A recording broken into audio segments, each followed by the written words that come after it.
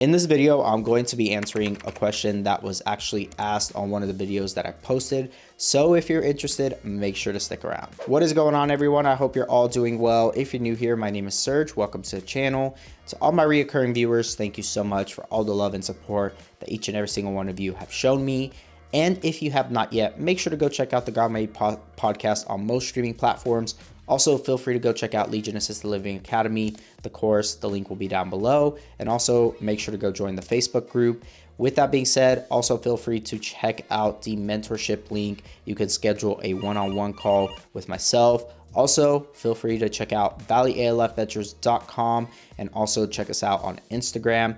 And so with that being said, let's go ahead and jump into the topic of this video. So the question that I actually got proposed was, would you do some videos on day-to-day issues or living improvements in an assisted living home?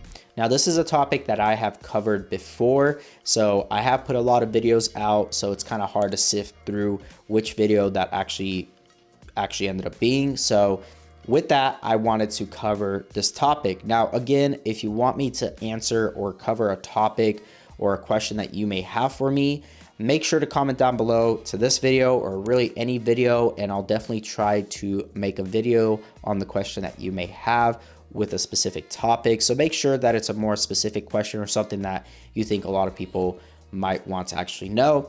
So with that, let's go ahead and answer this question. Now, the day-to-day issues that someone like an assisted living home owner may actually have to deal with, depending on how you structure your business. But if you are the day-to-day manager, which in most cases I think a lot of owners are actually doing. So when I first started, I was actually a manager of my own facility. I went and got my manager certificate through the state of Arizona. And then I also did everything in regards to managing staff, doing all the paperwork, managing all the families, coordinating all the doctor appointments, doing all the admissions and discharges. So that kind of leads me into what the day-to-day things look like. So for an assisted living homeowner who actually hires a manager, you're pretty much going to manage that person, and you're going to make sure that they stay on top of everything else. So the manager ultimately is going to take care of everything for the assisted living home owner. Now, I talked about this in one of my previous videos about the most passive ways you can really get involved in this industry, and it's really by hiring out staff. So if you're only hiring and you're just managing these individuals, that's really all you're going to be doing day to day. And the best way to really improve the assisted living home that you own and manage as an owner and not as a manager is by just making sure that the home is being consistently clean. It's being the families are happy, that any issues or repairs are being addressed, any of the staffing complaints are being addressed, any of the family complaints are being addressed, but that should be the manager. So if you have a manager in place, that is really what your day-to-day is going to look like. You're always going to try to improve their quality of life as well, and just the workspace that they're in, and making sure that they have all the proper supplies, support, and resources needed, and training, consistent training and ongoing training. That is going to be the role of really the homeowner and the business owner. Now, for the manager, the day-to-day is pretty intensive. There is a lot of things going on depending on how many beds you are operating, and how many caregivers you are managing, and how many families you're having to take care of. So typically what you see is that there's 10 beds here in the state of Arizona. That is the maximum in most cases. In states like Texas, you're doing 16 beds. In states like Florida, you're doing 6 beds. So it all really varies. But for the most part, if it's like on average 10 beds, you're not only essentially managing the residents' care, you're also managing the families. So if there's 10 residents that you're managing, then it's 10 families that you're also managing. And typically with 10 residents, the ratio to caregivers is about 2 to 10 residents, so 2 caregivers. And so you're managing not only day shift caregivers, but night shift caregivers, and your PRN or as needed. So as a manager, the best way to really improve the living situation in these assisted living homeowners is coordinating with the business owner, which is essentially your boss. Just coordinating and making sure that they know exactly what is being done in the homes, what things are needed, what families are saying, what their complaints are, what the reviews are being left on the site. So you're really managing a lot of this stuff.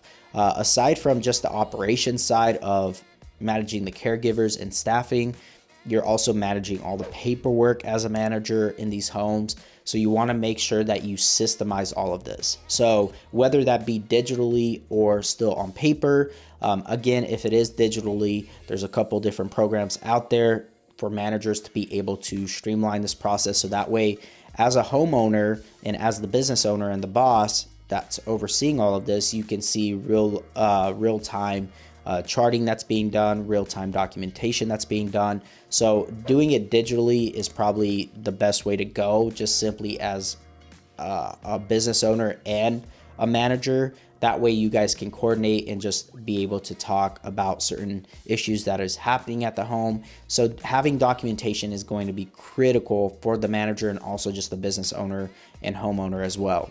So with that being said, that is really what day-to-day operations look like for a manager. You're really going through all the paperwork, you're going through all the charting, you're going through all the residents' charts and also all the MARs and ADLs.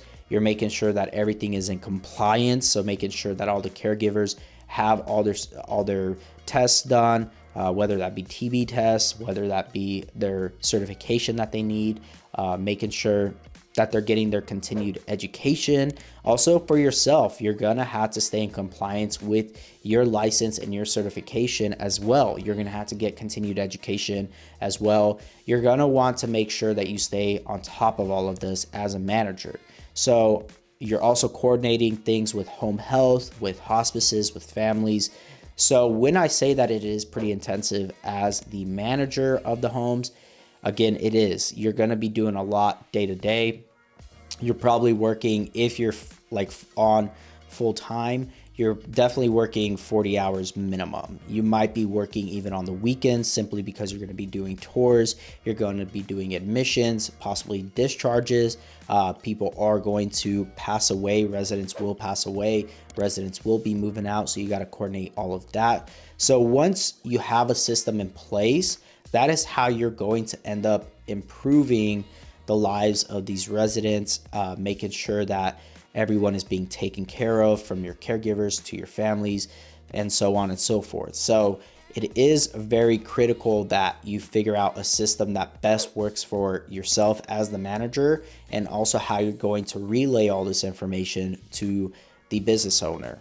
And so, or ultimately your boss. So as the boss and the business owner, it is your responsibility to make sure these systems are in place, to make it a lot easier for your manager, because they will be having a lot of things going on at once.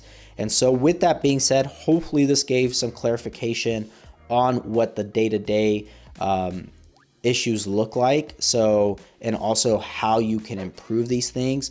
And again, it really comes down to each individual person and how organized they stay, how organized they are, and how many people they're actually managing, how many families they're taking care of. So just keep that in mind when you are either hiring a manager or you're a manager looking to get hired. So with that being said, again, thank you so much for the support that you guys have shown this channel. Again, if you have any questions that you would like me to cover, make sure you leave them down in the comment section. Make sure to go join the Facebook group, Legion Assisted Living Academy. Also feel free again to check us out on Instagram at Valley ALF Ventures.